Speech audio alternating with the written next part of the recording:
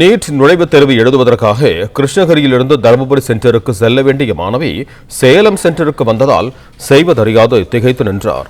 Hall டிக்கெட்டில் அரசு கல்லூரி Salem bypass road என்று போடப்பட்டிருந்ததால் மாணவிக்கு குழப்பம் ஏற்பட்டதாக தகவல் வெளியாகி இருக்கிறது. இது தொடர்பான கூடுதல் விவரங்களோடு இணைகிறார் எமது செய்தியாளர் ரமேஷ். வணக்கம் ரமேஷ், உங்களிடம் இருக்கும் தகவல்களை சொல்லுங்கள். வணக்கம். தருமபுரியில் நீட் தேர்வு எழுதுவதற்கு பதில் சேலம் தேர்வு மையத்திற்கு கிருஷ்ணகிரி மாணவி வந்தார். பின்னர் அவர் தருமபுரிக்கு தேர்வு எழுத அனுப்பி வைக்கப்பட்டிருக்கிறார்.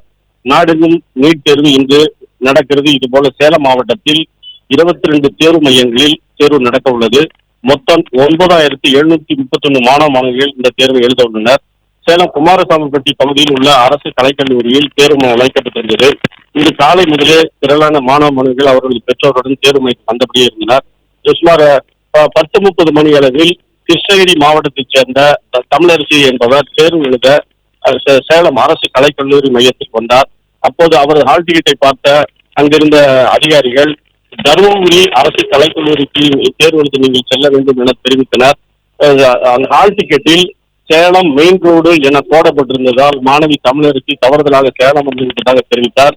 பின்னர் அவர் கதறி எழுதார். உடனே அங்கிருந்த காவல்துறையினர் மற்றும் அதிகாரிகள் சமாதானப்படுத்தி கால் டாக்ஸி வர வைத்து அதில் தமிழரசியை தருமபுரிக்கு அனுப்பி வைத்திருக்கிறார்கள்.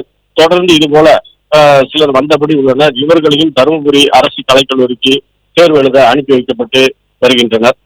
இந்த சம்பவத்தால் சிறிது நேரம் பரபரப்பு ஏற்பட்டது. நன்றி ரமேஷ், உங்க தகவல்களுக்கு. பிளே ஸ்டோர் மற்றும் ஆப் ஸ்டோரில் இருந்து பாலிமர் செயலியை QR கோடு மூலம் பதிவிறக்கம் செய்யுங்கள். செய்திகளை உடனுக்குடன் பெறுங்கள்.